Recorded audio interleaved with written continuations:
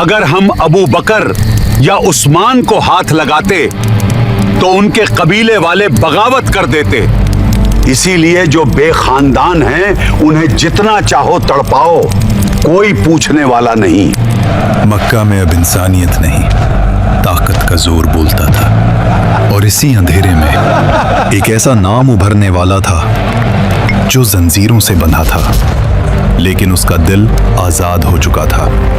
एक हबशी गुलाम बिलाल इब्न रबाह रज़ी अल्लाहु अन्हु। आखिर मोहम्मद के पास कौन सा पैगाम है जिसने तुम्हारे दिल को इतना बदल दिया बिलाल? उमैया इब्न खलफ मक्का के अमीर लोगों में से था और हजरत बिलाल रज़ी अल्लाहु अन्हु इसकी गुलामी में थे। एक वक्त था जब ला इलाहा इल्लल्लाह कहना और उमैया का गुस्सा आसमान को छूने लगा। हजरत बिलाल रज़ी अल्लाहु अन्हु को जलती रेत पर लिटाया जाता और उनको जुल्म का निशाना बनाया जाता था। ला इलाहा इल्लल्लाह,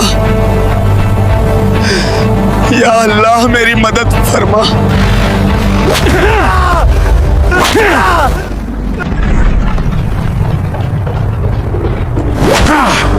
आज तुझे कोई नहीं बचा सकता। इतने जुल्म के बाद भी ये टूट क्यों नहीं रहे? आखिर इन लोगों में ये ताकत आ कहां से रही है?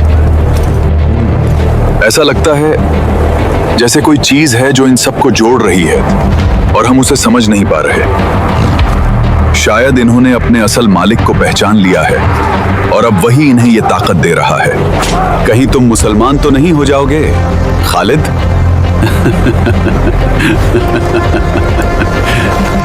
इसके ऊपर पत्थर रख दो।